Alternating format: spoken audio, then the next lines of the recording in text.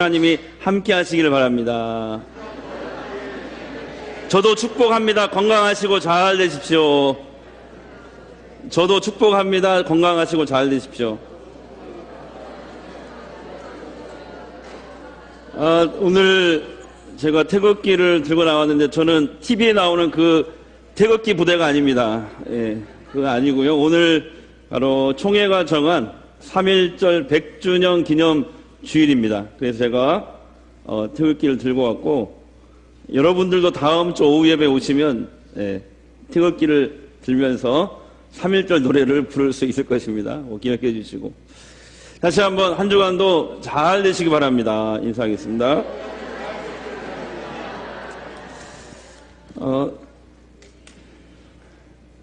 100년 전에 한국교회는 이 3.1절 이 만세운동을 아주 주도적으로 이끌고 참여했던 것을 우리가 알 수 있습니다. 3.1운동을 주도했던 민족 대표 33명 중에서 16명이 기독교 지도자였고요. 또 일제강점기 때 그때 전국에 흩어져 있는 교회들과 미션스쿨, 여기 전주에는 여기 신흥학교가 있었죠. 이런 미션스쿨들을 중심으로 해서 교회와 이런 미션스쿨을 중심으로 해서 바로 3.1운동의 거점이 되었던 것입니다. 그때 3.1운동이 일어났던 1919년 5월에 조선 총독부가 발표한 이 자료를 보니까, 거기 보면은 당시에 그 3.1운동으로 인해서 파손된 교회가 17교회, 완전히 파손된 게 17교회, 일부 파손된 교회가 24개 교회, 또 손해를 입은 교회당이 41개 교회였습니다. 그리고 그 해 6월 30일까지 투옥된 기독교인들이 2,190명. 그리고 또 뭐 유교, 불교, 천도교인은 다 합쳐 보니까 거기는 1,556명 투옥이 됐고요. 목사님들이 151명이 그 만세운동으로 인해서 투옥이 됐고요. 천도교 직원이 72명이 투옥됐다고 이렇게 기록에 나와 있습니다. 그 중에서도 대표적인 인물이 여러분 잘 아시는 당시에 16살 소녀였던 누구예요? 유관순이었습니다. 유관순은 어린 소녀였지만 그는 평소에 평소에 내가 주 예수 그리스도께 받은 은혜를 내가 무엇으로 보답할까? 늘 이것을 생각했대요. 그러면서 그것은 바로 내가 이 민족을 위해서 내 생명을 바치는 것이다, 이렇게 결심했다고 합니다. 이제 이 유관순은 3.1운동 하다가 투옥되고 또 일제의 이 고문을 당한 뒤에 19세의 나이로 옥살을 하게 되는데요. 그는 마지막 기도가 담긴 유언을 이렇게 남겼습니다. 여러분, 조선의 해방이 눈앞에 다가왔습니다. 용기를 가지고 다 함께 일어나십시오. 하나님께서 우리를 도와주실 것입니다. 이제는 시간이 임박했습니다. 하나님, 일본을 물리쳐 주시고 이 땅에 자유와 독립을 주시옵소서. 지금 내 손톱이 빠져나가고 내 귀와 코가 잘리고 내 손과 다리가 부러져도 그 고통은 내가 이길 수 있사오나 나라를 잃어버린 그 고통은 내가 견딜 수가 없습니다. 나라를 위해 바칠 목숨이 오직 하나밖에 없다는 것이 이 소녀의 유일한 슬픔입니다. 기도가 담긴 이 유언을 남기고 그는 옥사한 것입니다. 이제 3.1운동 100년이 지난 오늘 우리는 분단된 이 한반도 조국을 생각하지 않을 수가 없습니다. 이번 주 26, 27일 그 수요일과 목요일 날 북미 2차 정상회담이 베트남에서 하노이에서 열리는데, 지금 어제 뉴스를 보니까 김정은이가 기차를 타고 지금 달리고 있습니다. 베트남은 달리고 있는데 내일 모레쯤 도착할 예정이라고 그래요. 어쨌든 이 분단된 민족의 평화와 통일은 반드시 우리들이 이루어내야 할 민족의 과업인 줄 믿습니다. 그래서 여러분, 종전선언이 평화협정으로 이어져야 됩니다. 개성공단이 다시 열려야 됩니다. 금강산 관광, 백두산 관광의 시대가 열려야 됩니다. 북한에 우리 기업이 진출하고 또 주민들이 서로 교류하고 또 파주에 제2의 개성공단을 여는 이런 미래를 우리가 꿈꿔야 되는 것입니다. 100년 전 3.1운동 때도 그랬습니다. 종교를 넘고 세대와 성별, 지역을 넘어서 오직 독립이라는 나라의 이 민족의 독립이라는 이런 하나의 목표만을 향해서 걸어갔던 것입니다. 여러분, 통일도 그렇습니다. 무력으로는, 전쟁으로는 온전하게 하나 될 수 없는 것입니다. 물론 당장 남과 북이 정치체제로 통합하는 일은 쉽지 않을 것입니다. 그러나 남과 북이 어쨌든 종전선언을 하고 평화협정을 하면은 국가 경쟁력이 높아진다고 그래요. 그러면 관광과 경제도 더 활성화될 것입니다. 남과 북이 하나 되고 연합해야 희망으로 가득 찬 이 미래를 열 수 있는 것입니다. 그래서 우리는 새벽마다 또 기도할 때마다 여러분 꼭 이렇게 기도했으면 좋겠어요. 하나님, 성령이여 이 민족을 긍휼히 여겨 주시옵소서. 하나 되게 하시옵소서. 통일을 주시옵소서. 이 기도를 꼭 하시기를 바랍니다. 이 성경에도 보니까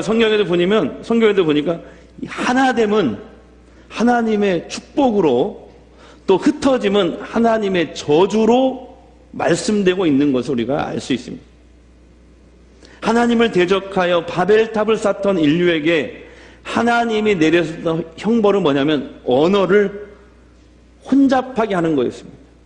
갑자기 말이 사람들이 안 통하게 되니까 서로 이제 함께 살 수 없으니까 온 지면으로 흩어져 버린 거죠. 성경은 흩어짐은 하나님의 저주이자 형벌이라고 기록하고 있습니다. 그런데 사도행전에 나오는 오순절 성령의 이 사건은 또 그 바벨탑 사건과 정반대의 사건입니다. 이 최초의 교회가 탄생한 거잖아요. 최초의 교회가 탄생할 때 예수님의 제자를 포함한 120명의 성도들이 모여서 예수님이 약속하신 성령이 임하도록 기다리며 기도하고 있었습니다. 마침내 기도하다가 약속하신 성령이 120명 각 사람 위에 임한 줄 믿습니다. 그들은 성령의 능력을 받았습니다. 성령으로 충만했습니다. 그리고 성령의 능력으로 방언을 하게 되었습니다. 그 방언은요, 어떤 방언이냐면 지금 우리가 하는 하늘나라 그 신비한 언어 방언이 아니고 외국어였습니다. 외국어. 그래서 자기가 전혀 배우지 않았던 이 외국어가 갑자기 입에서 나오고요. 그 다음에 외국에서 살던 사람들의 말이 알아들을 수 있게 된 것이죠. 교인들이. 그러니까 성령이 임하자 이 예루살렘 최초의 교회가 완전 하나가 된 것이죠. 여러분, 이렇습니다. 성령의 역사는 서로가 다 하나 되는 것입니다. 믿으시죠? 성령의 역사 하나 됩니다. 이렇게 성령 받고 하나가 된 최초의 교회, 이 예루살렘 교회는 그 다음에 어떻게 했냐면 모이기를 힘썼습니다. 함께 떡을 뗐습니다. 함께 교제했습니다. 함께 예배 드렸습니다. 뿐만 아니라 놀라운 역사가 있었는데 뭐냐면 자기가 가진 것들을 서로 나누고 함께 베풀고 사용했다는 것이죠. 그래서 신앙생활이 너무너무 재밌고 행복했던 거예요. 그런 예루살렘 교회의 이 성령이 하나 되게 하신 이 축복이 오늘 이 시간 우리 성광교회에도 임하시기를 주의 이름 축복합니다. 네. 여러분, 예배를 마치고, 주일날 예배 마치고 항상 우리 식당 내려가잖아요. 내려가면 밥을 탈 때 보면 거기 위에, 오늘도 한번 보세요. 거기 여러분들이 저 오기 전에도 이렇게 붙여놓은 말씀이 있어요. 누가 붙였는지 모르지만 잠언 17장 1절 말씀인데 이 말씀이죠. 마른 떡 한 조각만 있고도 화목하는 것이 육선이라는 건 고기 반찬 얘기하는 거예요. 제가 여러분이 저 모를까봐 이렇게 친절하게 써놨거든요. 고기 반찬이 집에 가득하고 다투는 것보다 나으니라. 말씀이죠. 이것을 공동 번역으로 이렇게 써놓으셨더라고요. 오늘도 가서 한번 보세요. 그렇게 적혀 있어요. 그러니까 이 말씀은 뭐예요?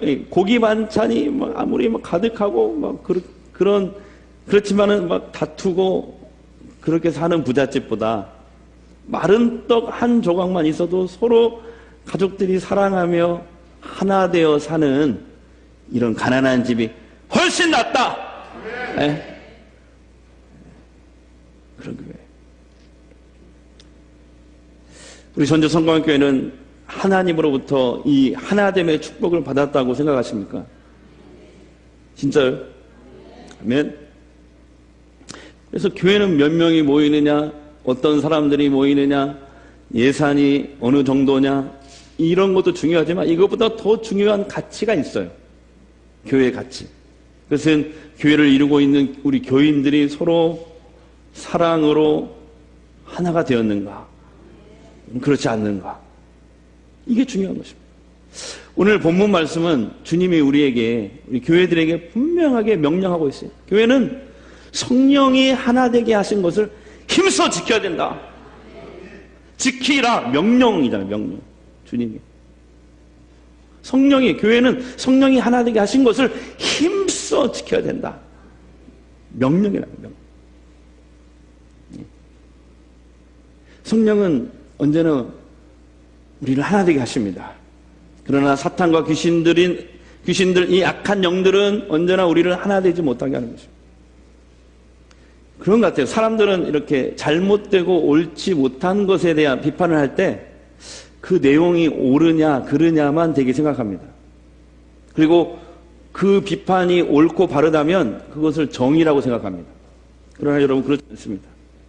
아무리 비판과 생각이 옳고 바르다 하여도 비판의 대상자를 자기와 하나로 보지 않고 또 그 표현이 예의 없고 인격적이지 못하다면 그것은 아무리 옳은 말이라도 절대로 정의가 될 수 없는 것입니다. 교회 안에서는 이게 더욱더 특히 중요합니다. 사단은요, 언제나 우리에게 옳지 못한 거, 그런 것만 가지고 우리에게 도전하는 게 아니에요. 오히려 그렇지 않을 때가 더 많습니다. 사탄이 옳고 바른 것을 가지고 역사하는 경우가 훨씬 더 많습니다. 왜냐하면 우리 다 허물 있고 약점 있는 다 연약한 죄인들이잖아요, 여러분. 그렇기 때문에 완벽한 사람이 없잖아요. 다 우리 죄인이잖아요. 그러니까 서로가 그것을 지적하게 돼요. 비판하게 돼요. 상대성이잖아요. 그죠? 그리고 서로를 정죄하게 됩니다. 그리고 그 정죄를 통해서 하나됨을 흩어버려요. 하나됨을 허물어버리고 그리고 결국에는 우리를 흩어버리려고 할 때가 있습니다. 이게 사탄의 전략이에요. 옳은 것을 가지고 하는데 그런 것이 아니라.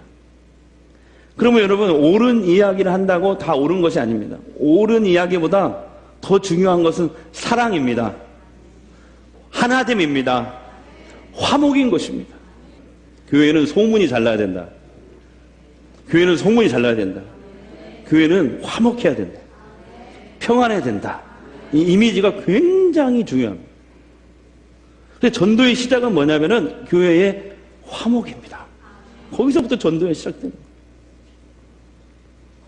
여러분 밖에 나가시면 어쨌든 목사님 자랑하시기 바랍니다. 여러분이 제가 마음에 안 들어도 자랑하시기 바랍니다. 자랑할 게 없으면 목사님은 코가 어떻게 이거라도 자랑하세요. 예? 교회 자랑하셔야 돼. 교회 자랑하는데 정말 근데 교회가 화목해서 우리 교회는 화목하고 평안한 교회 이렇게 자랑할 수 있어야 되잖아요. 화목하지 않은데 물론 지금 화목하지 않다는 얘기가 아닙니다. 그런 얘기죠. 정말 교회가 화목해서 교회 화목을 자랑해야 될 거 아니에요, 우리가. 부모와 자식 사이도 하나가 되지 못하고 나빠지는 이유가 뭡니까? 그것은 많은 부모들이 자식의 잘못과 옳지 못한 행동을 책망합니다. 책망하는 건 좋은데 그 책망하면서 비인격적으로 대하는 거죠. 말을 함부로 하는 거죠. 자녀니까. 비인격적으로 대하는 것이죠. 자녀를 모욕합니다. 자녀를 노엽게 하는 것이죠. 남편과 아내 사이도 마찬가지예요. 부부 사이에도 잘못되는 경우도 마찬가지인데 옳고 그런 문제를 다투다가 그건 좋은데 상대방 안에 인격을 건드려 버리죠. 인격을. 근데 문제가 생겨요. 여러분, 사람들은 옳고 그른 것만 생각합니다. 물론 옳고 그른 거 중요합니다. 그러나 그보다 더 중요한 것은 그 사람을 인격적으로 대하는 것입니다. 상대방을 인격적으로 대한다는 것은 상대방을 자신과 같은 하나로 보는 것입니다. 자신과 같이. 상대방을 자신과 같이 하나로 보지 않고 하는 모든 옳은 말은 그러므로 틀린 말입니다. 하나님도 그런 것 같아요. 하나님도 언제나 성경을 보니까 우리의 잘못과 죄에 대해서 그냥 넘어가지 않으셔요. 반드시 말씀하세요. 그러나 성경을 보니까 하나님은 우리가 죄를 지어도 그래도 우리가 하나님의 자녀이기 때문에 우리를 비판하시고 징계는 하실지라도 비난은 하지 않습니다. 절대 비난하지 않아요. 우리는 이 하나님의 마음을 배워야 되는 것입니다. 고린도전서 10장 23절에 이런 말씀이 있어요. 다 같이 읽겠습니다. 시작. 모든 것이 가하나 모든 것이 유익한 것이 아니니 모든 것이 가하나 모든 것이 덕을 세우는 것이 아니니 이런 말씀이 있거든요. 그러니까 교회 안에 사람들은 모든 문제를 옳으냐 그르냐의 여부로 생각합니다. 그러나 옳고 그름보다 더 중요한 것은 덕과 사랑을 세우는 것이 먼저라는 것이죠. 이게 오늘 이 말씀. 물론 여러분 옳지 않은 일을 그냥 덮어주라는 얘기가 절대 아닙니다. 그냥 좋은 게 좋은 거다 넘어가라는 얘기 아니에요. 하나님은 절대 그렇게 말씀하지 않습니다. 하나님은 옳은 말씀을 하시면서도 사랑을 잃지 않으시는 거예요. 그 때문에 우리의 인격에 상처나지 않도록 우리가 하나님에 대해서 오해하지 않도록 하나님도 조심하는 걸 볼 수 있습니다. 다 같이요. 성령이 하나 되게 하신 것을 힘써 지키라. 명령하고 계시거든요. 그렇다면 교회가 하나됨을 지키기 위해서 우리가 힘써야 될 것이 구체적으로 무엇인가? 오늘 성경 2절에 이렇게 나와 있습니다. 다 함께 읽겠습니다. 시작. 모든 겸손과 온유로 하고 오래 참음으로 사랑 가운데 서로 용납하고. 아멘. 다시 한번 읽을게요. 중요하니까 2절 시작. 모든 겸손과 온유로 하고 오래 참음으로 사랑 가운데서 서로 용납하고. 이 사람이 잘 하나 되지 못하는 것은 서로 다르기 때문에 그렇거든요. 사람들이 그런 것 같아요. 서로 자기와 다른 것을 잘 용납을 못해요. 그리고 심지어는 그것을 틀린 거라고 생각할 때가 많습니다. 근데 여러분, 다른 것이 틀린 것일 수도 있지만 대부분은 그렇지 않습니다. 문제는 뭐냐면 언제나 나는 옳고 너는 틀렸다. 뭐 생각하는 이 교만함에 또 이 교만함에서 오는 거칠음, 그것이 교회를 파괴하는 것이죠. 그 거칠음.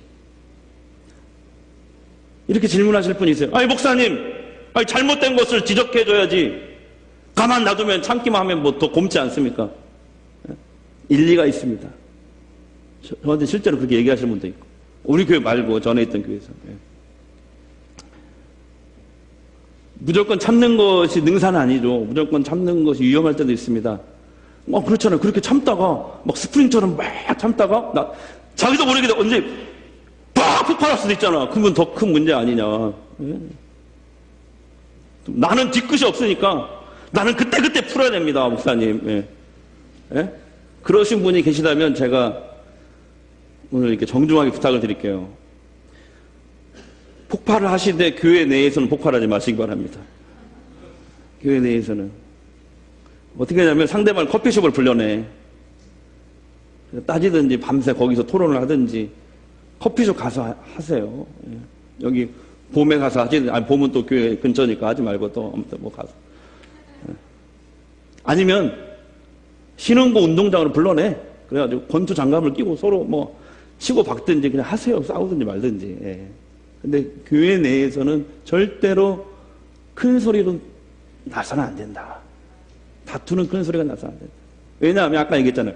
연약한 믿음의 성도들은 누가 옳고 그름을 따지지 않고 그 다투는 모습을 보고 상처받고 결과적으로 교회를 떠나게 되거든요.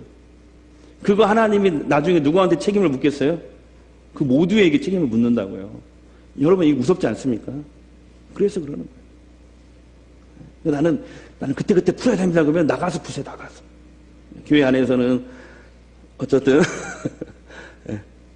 서로를 오늘 말씀처럼 겸손하게, 온유하게 대하시기 바랍니다.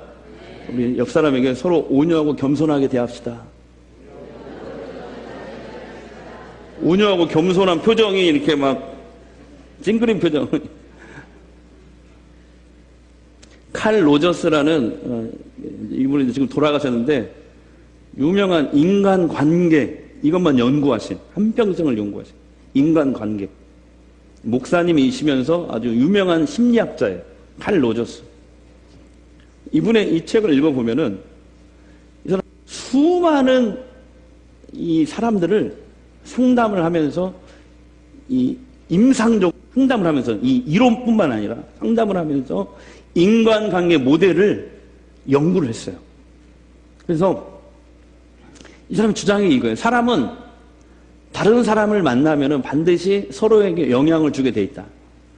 그래서 어떤 관계는 이전보다 더 훌륭한 인격으로 변화되기도 하고 또 그 반대로 상처받고 불행한 인생이 되기도 한대요.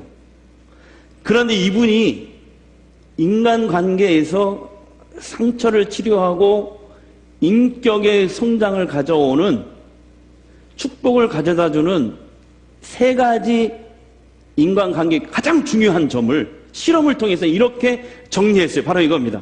진실성, 무조건 상대방 배려와 존중, 공감. 해볼까요? 자, 시작. 진실성, 무조건 상대방의 배려와 존중, 공감. 진실성은 뭐냐면 나도 죄인이야. 하나님 앞에 여전히 하나님의 은혜가 필요하고 하나님이 나를 긍휼히 여겨주셔야 되고 나도 여전히 넘어질 수 있는 연약한 존재야. 이러한 자아를 갖는 거. 근데 이런 자아가, 이런 진실성이 없는 사람은 나는 항상 옳고 너는 틀렸어. 이런 관계는요, 이런 자세는 상처난 인간관계를 만들 뿐이래요. 이분이 주장한 거예요. 그런 관계는 전부 다가 상처난 인간관계를 만들 뿐이다. 두 번째, 상대방을 무조건 배려하고 존중하는 데서 이런 치유와 인격적인 성장이 서로가 이루어지는데요. 또 공감은 뭐냐면 상대방의 깊은 내면의 생각과 감정, 또 그 사람의 선택, 그 사람의 한 선택, 나와 다르더라고. 나와 다른 선택이라 하더라도 그 사람을 깊이 이해하고 존중해 주는 것. 이것이 공감이에요.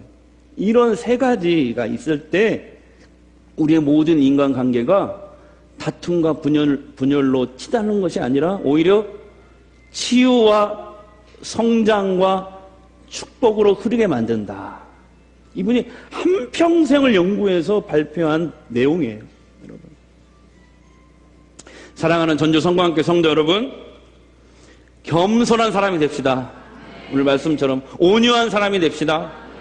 사랑과 덕을 항상 먼저 세워나가는 저와 여러분이 됩시다.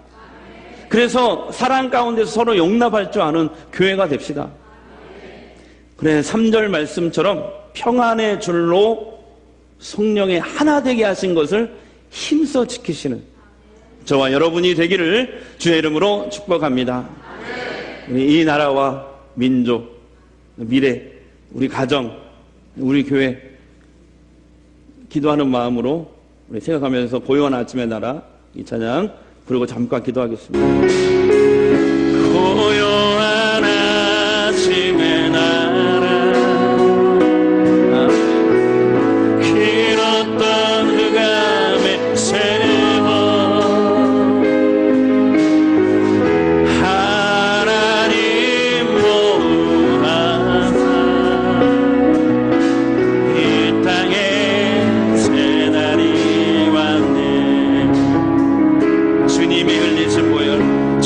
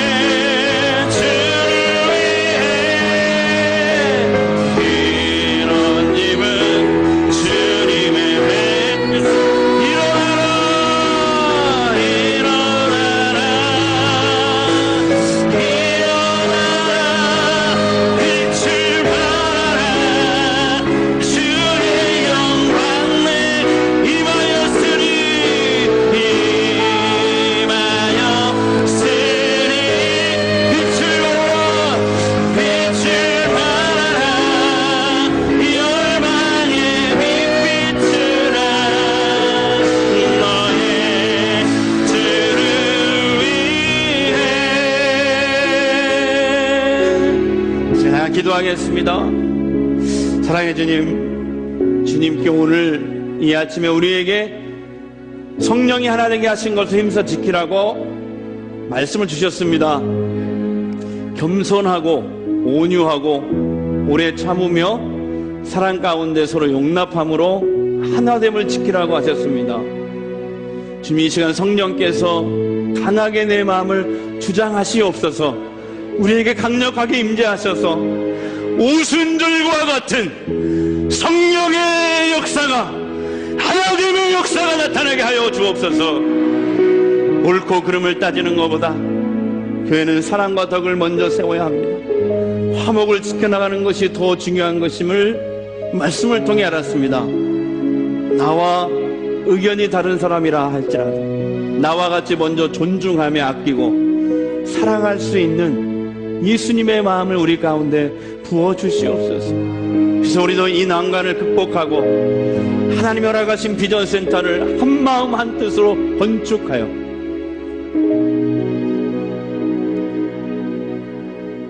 예수님이 교회에 주신 비전을 실현해 나가게 하옵소서. 이 나라와 민족을 불쌍히 여겨주시고 26일 27일 북미 제2차 정상회담이 열립니다. 하나님, 인간으로서는 할 수 없지만 하나님은 하실 수 있을 줄 믿습니다. 이 땅에 진정한 평화가 이루어질 수 있도록 주님 역사하여 주옵소서. 우리 가정을 지켜주시고 우리 가정에 늘 주님의 평안을 허락하여 주옵소서. 우리 자녀들이 평안하고 하나님께 쓰임받는 자녀로 세워지도록 주님 역사하여 주옵소서.